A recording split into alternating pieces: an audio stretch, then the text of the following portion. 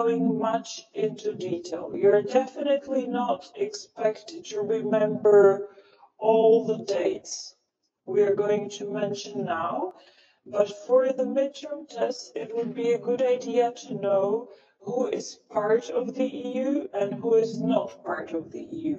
Okay, so from the historical point of view, you should be aware which European states are members of the European Union and which European states are not members of the European Union.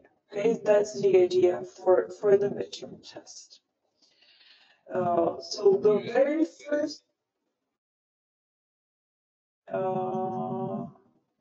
sorry, what was those in the file section of Microsoft Teams and in the documents section of the University Information System?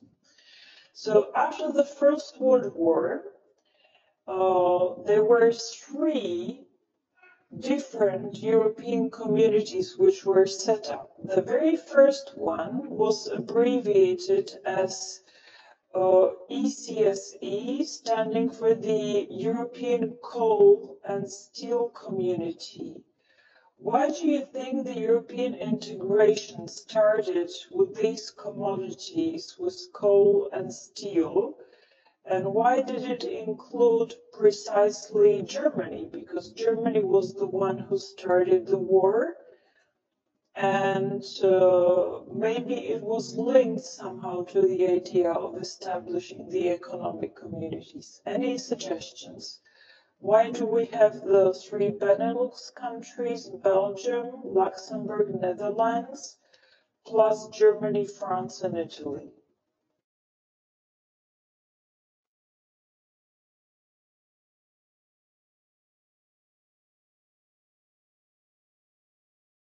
The suggestion which comes from the class is that Germany had many of these resources, such as coal and steel, and what was the idea of the others with respect to Germany? If they knew that the Germans have a lot of steel.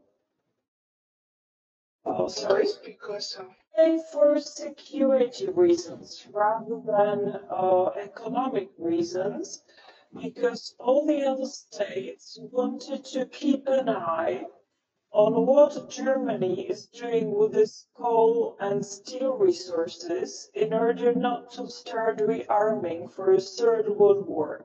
Okay, so the very first idea behind establishing the European Coal and Steel Community was